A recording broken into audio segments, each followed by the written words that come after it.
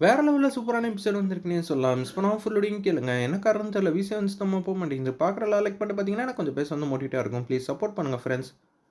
நம்ம குட்டி தேவி அம்மா ஃப்ரிட்ஜ வந்து தொறக்குறாங்க.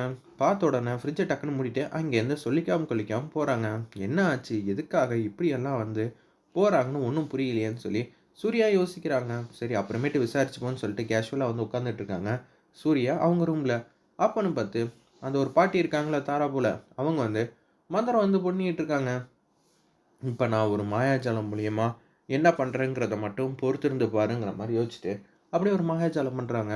சூர்யா முன்னாடி ஒரு வித்தியாசமான ஒருத்தர் வந்து அந்த ரூம்ல இருக்காங்கங்கிற மாரி தெரிய வருது. சூர்யா எதார்த்தமா, "என்னடா இங்க ஏதோ ஒரு சத்தம் வந்து கேட்குதே, என்னன்னு?" சொல்லி பார்த்தா, ரூம்ல ஒரு கார்னர்ல யாரோ ஒருத்தர் நிக்கிற மாரி தெரியுது. அச்சச்சோ! இனிமேட்டு இந்த ரூம்குள்ளேயே இருக்கக்கூடாது. என்கிட்ட வா, என்கிட்ட வாங்கிற மாரி அந்த உருவம் வந்து பேசுது. உடனே சூர்யா வந்து அங்கேருந்து வேக வேகமா கதவ தொறந்துட்டு ஓடுறாங்க. அந்த இடத்துல துர்கா ஆப்போசிட்ல ரூமுக்கு தான் வரலான்னு இருக்காங்க. அப்பன்னு பார்த்து, எதுக்காக சூர்யா இப்படியெல்லாம் ஓடிக்கிட்டு இருக்காரு? ஒண்ணும் புரியலையே! இதுக்கு பின்னாடி வேற ஏதோ ஒரு காரணம் இருக்கு. அது மட்டும் நல்லா தெள்ள தெளிவா தெரியுதுங்கிற மாரி யோசிச்சுட்டு இருக்காங்க. அந்த இடத்துல நம்ப துர்கா. அப்படி சூர்யா எத பார்த்து பயந்தாரு? ஒண்ணும் புரியலையேன்னு சொல்லிட்டு கேஷுவலா ரூம்குள்ள வந்து போறாங்க. அந்த இடத்துல ரூம்குள்ள வேற யாருமே இல்ல. அப்படி இருக்கிற சூழ்நிலையில சூர்யா எத பார்த்து பயந்தாரு? ஒண்ணும் புரியலையேன்னு சொல்லி சுத்தி சுத்தி வந்து பார்க்குறாங்க. அந்த இடத்துல அப்பான்னு பார்த்து அந்த மந்திரவாதி இருக்காங்கல்ல, அவங்க ஒரு மந்திரத்த வந்து பண்றாங்க.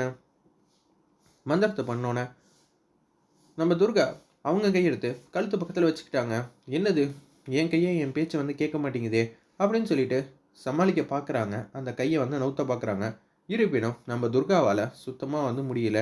அவங்க வந்து கொஞ்சம் கொஞ்சமா வந்து சந்தோஷப்பட்டு சிரிக்கிறாங்க. "அந்த குடும்பத்துக்கே நீ தானே வந்து பக்கபலமா நிக்கிற. அதுக்காக தான் முதல்ல உன்ன வந்து பார்த்துட்டு போலான்னு முடிவு பண்ணிட்டேன். இனிமேட்டு இந்த ரூம்குள்ள யாரும் வரமாட்டாங்கங்கிற" மாரி சொல்றப்ப, மாருதி அம்மன்லாம் இருக்காங்கல்ல, கருப்பணசாமி அவங்க எல்லாரும் அந்த ரூம்குள்ள வந்து வர மாரி காட்டுறாங்க. அதாவது அந்த ஃபோட்டோ எடுத்துட்டு ஹாசினி எதார்த்தமா கீழ ஏறிக்கிட்டு இருக்காங்க. டக்குன்னு சூர்யா ரூம் கதவ வந்து தொறந்த உடனே அந்த ஃபோட்டோ வந்து வந்துடுது. அவங்க குலதெய்வம் கடவுள் கருப்பணசாமி ஃபோட்டோ வந்த உடனே அந்த இடத்துல இருக்கிற ஒரு சக்தி தோல்வி அடைஞ்சிருது. டக்குன்னு அந்த சக்தி யார் ரூபத்திலயும் வந்து வெளியில வந்து ஆரம்பிச்சிருது அந்த இடத்துல. இத நம்ம ஹாசினி வந்து பார்க்குறாங்க. "என்ன ஆச்சும்மா? என்ன ஆச்சு?" அப்படின்னு சொல்லும்போது, "நீ ரொம்பவே பாட்டப்பட்டுருக்க. நான் வரப்பயே சாமி குங்குமம் வந்து எடுத்துட்டு வந்திருக்கேன்னு" சொல்லி அந்த இடத்துல சாமியோட குங்குமத்த எடுத்து நெத்தியில வந்து வைக்கிறாங்க. "நல்ல வேளை ஹாசினி, நீ வந்துட்ட. இல்லாட்டி என்ன ஆகுறது தெரியுமா?" அப்படின்னு சொல்றாங்க. "ஏன் என்னாச்சு? இந்த வீட்ல ஏதோ ஒரு வித்தியாசமா வந்து இருக்கு. ஆனா அது மட்டும் தெரியல. என்னம்மா இப்பதான் இனிமேட்டு நம்ம குடும்பத்தில எந்த விதமான இதுவும் கிடையாது." அப்படின்னு சொல்லி யோசிக்கும்போது, திருப்பியும் முதலேருந்தா, "ஆமா, நம்ம குடும்பத்தில யாரோ ஒருத்தவங்க திருப்பியும் பழி வாங்கணும்னு முடிவு பண்ணியிருக்காங்க. அது யாருக்கும் தெரிய வேணாம். இப்போதைக்கு வீட்ல ஒரு சின்னதா வந்து பூஜை பண்ணியே ஆகணுங்கிற" மாரி துர்கா வந்து யோசிச்சுட்டு இருக்காங்க. சித்தர்கிட்ட வந்து ஃபோன் அடிக்கிறாங்க. "நம்ப துர்கா, வீட்ல எல்லாருமே பாட்டமா இருக்காங்க. நீங்க ஒரு வாட்டி வீட்டுக்கு வந்துட்டு போனீங்கன்னா, நல்லா இருக்கும்." "சரி துர்கா, நான் வீட்டுக்கு வரேன்." நான் வீட்டுக்கு வந்து பார்த்தா, எல்லா விஷயத்தையும் தெரிஞ்சுப்பேன்னு சொல்லிட்டு, அப்படியே அந்த சித்தர் வந்து வீட்டுக்கு வந்து வராங்க. வந்தோனே நிலப்படி மேல வந்து நிக்கிறாங்க. கண்ண மூடிட்டு ஒரு மந்திரத்த வந்து சொல்றாங்க. டக்குனு வந்து அவங்க 2 ஸ்டெப் பின்னாடி வந்துடுறாங்க. அந்த இடத்துல கண்ண தொறந்து பார்க்குறாங்க. "சரி, நான் வரேன்." அப்படின்னு சொல்லிட்டு உள்ள வராங்க. உள்ள வந்தோனே, "இங்க யாரோ உங்கள பழி வாங்கணும்னு ஆசைப்பட்டுட்டு இருக்காங்க." "யாரு சாமி? புதுசா இருக்கு. புது ஆளா?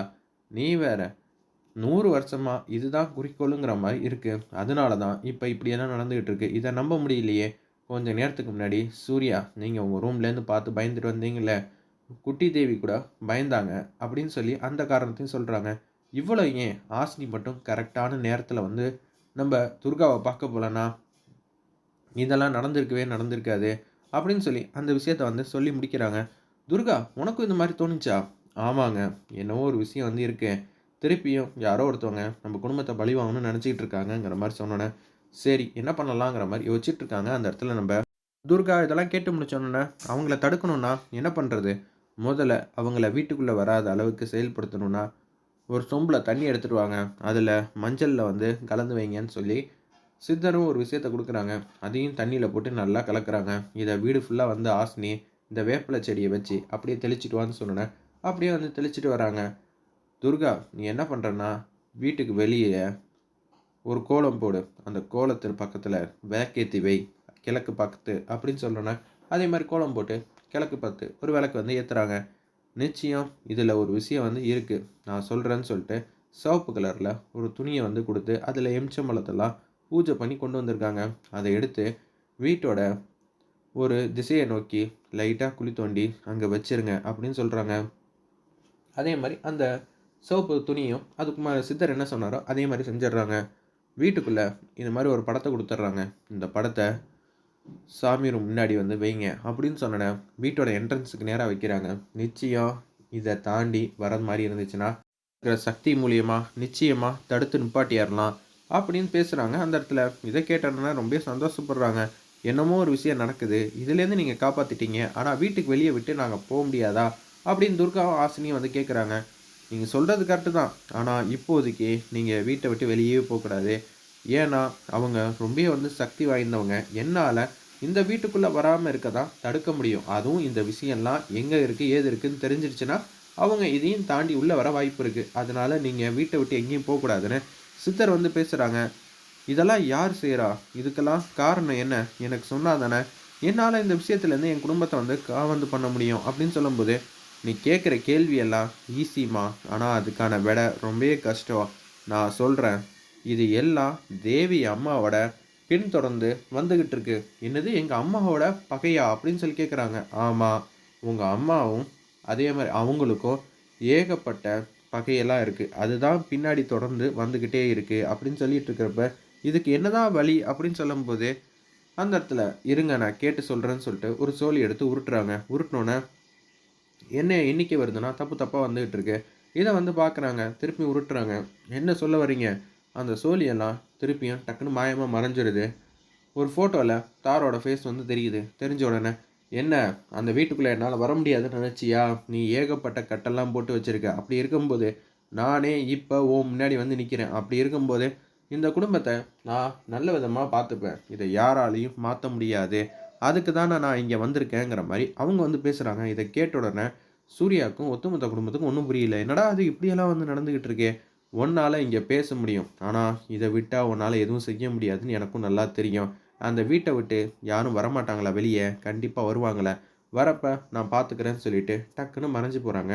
நம்ம சாமியார் இருக்காருல்ல, அவர் வந்து குங்குமத்தை எடுத்து அங்கே போட்ட உடனே அங்கேருந்து போயிட்டாங்க.